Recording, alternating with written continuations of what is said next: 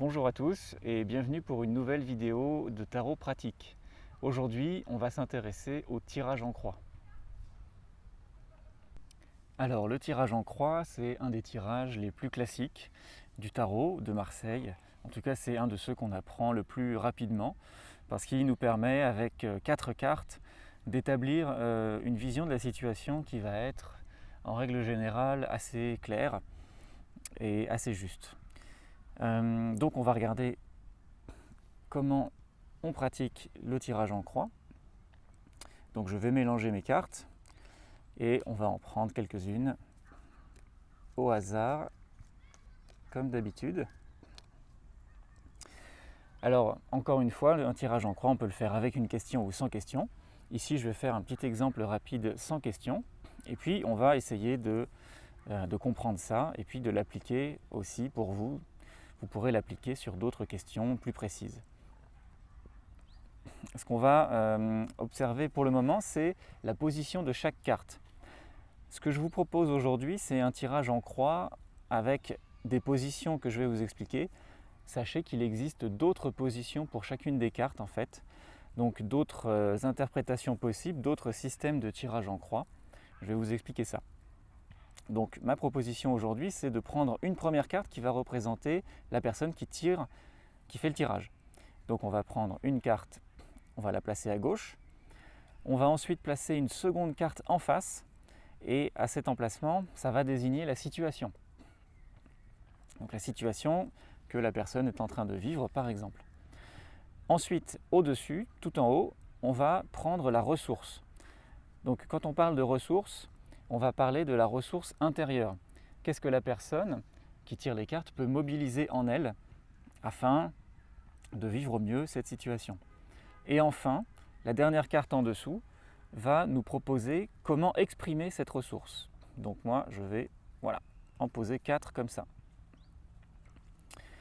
Alors, c'est un tirage en croix. Une croix, qu'est-ce que c'est? Ce sont deux axes qui se croisent.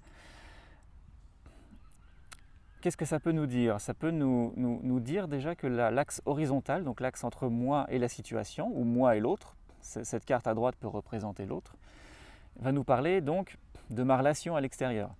C'est le côté horizontal, c'est la relation au monde ou à l'autre. Ensuite, l'axe vertical va me parler de mes ressources, donc de mon monde intérieur. Donc on pourrait y voir évidemment la réunion et le croisement, la rencontre du monde extérieur, du rapport à l'extérieur avec l'axe horizontal et du rapport à mon intérieur avec l'axe vertical. Alors on y va. On va prendre la première carte qui représente donc la personne qui fait le tirage. Alors là en l'occurrence, je prends une carte et on va essayer comme toujours de voir comment ça résonne chez la personne qui tire cette carte-là puisque c'est une carte qui la représente. Donc la lune peut vouloir ici nous indiquer un état émotionnel assez intense par exemple. Donc soit un état émotionnel qui va nous amener vers la créativité, soit un état émotionnel qui peut nous noyer sous trop d'émotions, par exemple.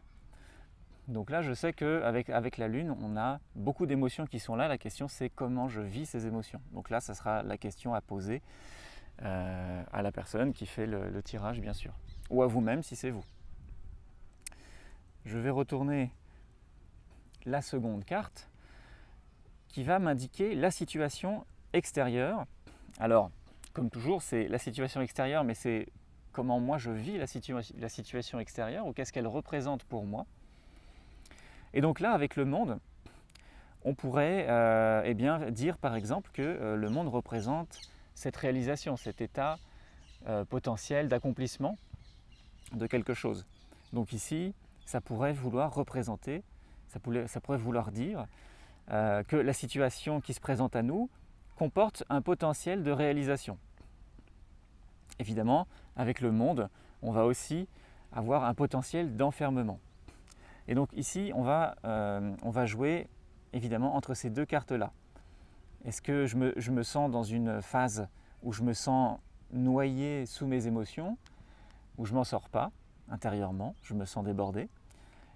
Donc peut-être que ça renvoie vers le monde aussi d'une façon enfermante, vue d'une façon avec cet œuf-là qui contraint un petit peu les choses.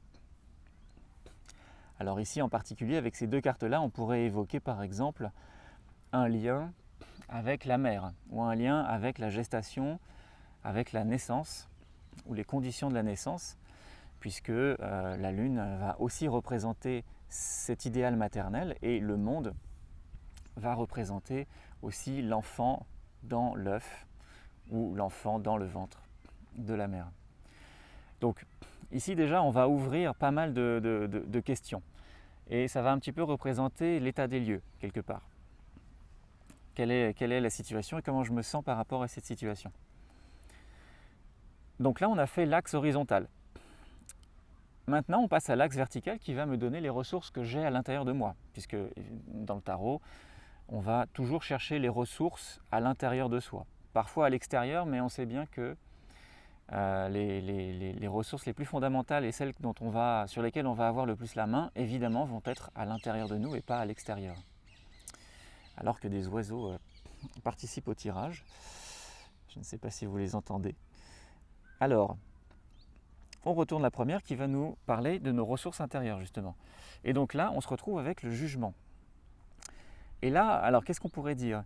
Si on était parti sur l'idée que ici, les émotions nous enferment ou nous submergent, eh bien le jugement va nous proposer au contraire de se laisser appeler, de se laisser émerger, on pourrait dire, de l'eau.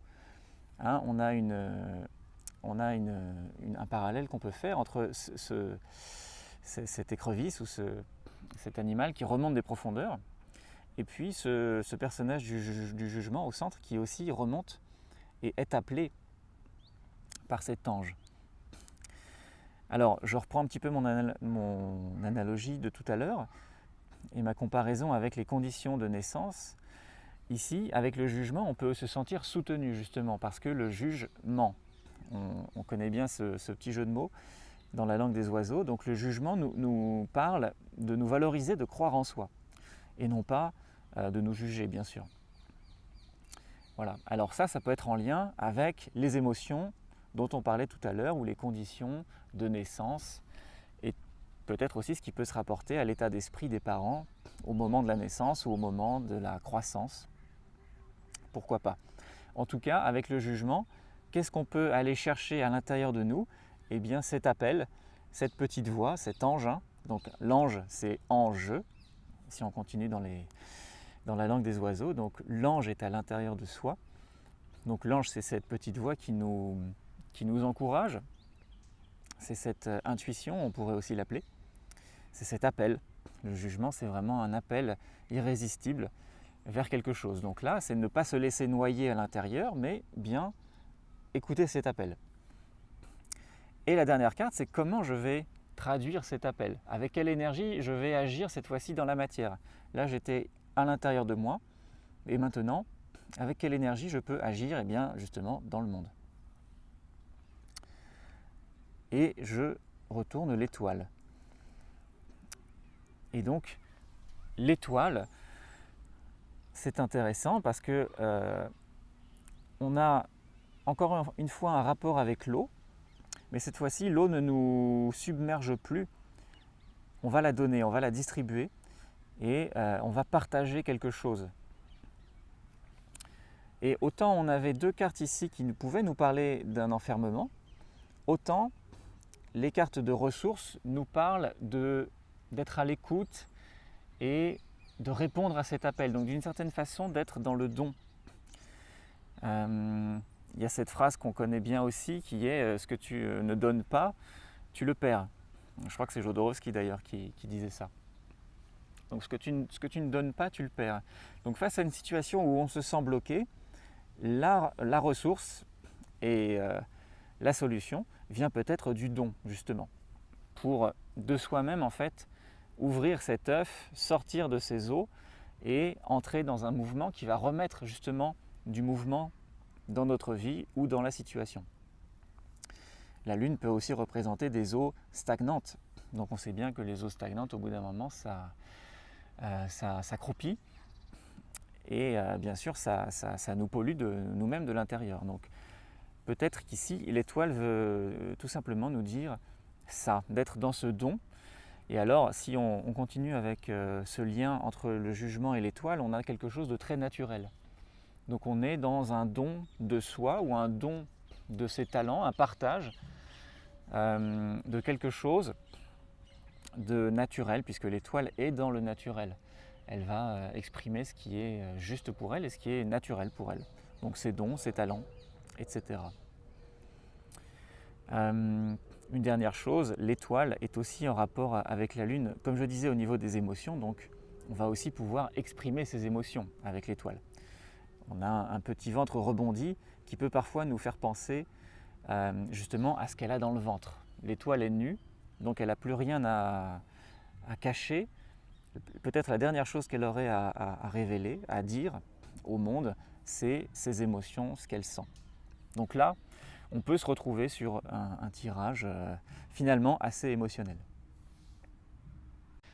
Et voilà pour cette troisième vidéo consacrée au tirage en croix.